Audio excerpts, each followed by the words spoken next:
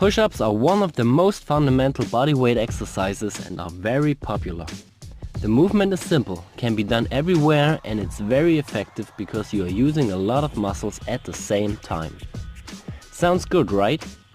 The problem is that a lot of people concentrate on quantity instead of quality when doing push-ups. To avoid this, you should focus on these 4 points to make your push-ups perfect. Let's start straight with the number 1, the body position. A push-up is not only a triceps, chest and shoulder movement. Most people neglect their tension in the abdominal muscles, the hips and the legs. Often they form an arched back and have a leg and body tension. To avoid this, tilt your pelvis backward and keep your butt squeezed tight. The movement gets a lot harder with this, but it's also more effective.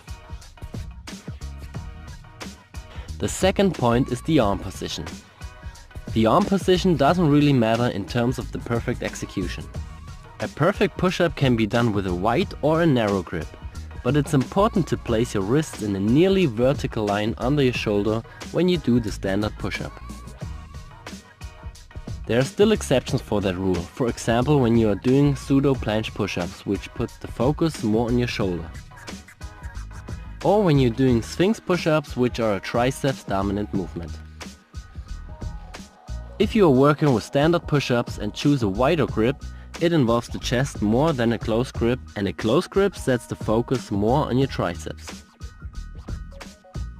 The only thing you should avoid completely are out flared elbows, because this puts a lot of stress on your shoulder, which can lead to injuries. The closer you place your arms to the body, the more your elbows point backwards. The wider you place your arms, the more your elbows going away from your body, but they still point more backwards than to the side. The third point is the range of motion. This is quite simple, just don't cheat. Go all the way up and all the way down and let your body straight.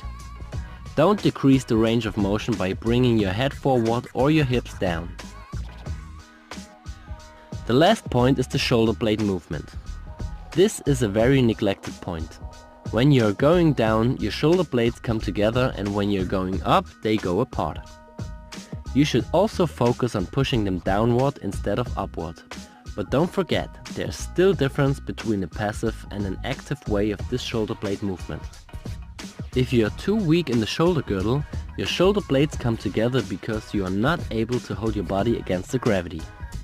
You can see this especially at the top of the movement.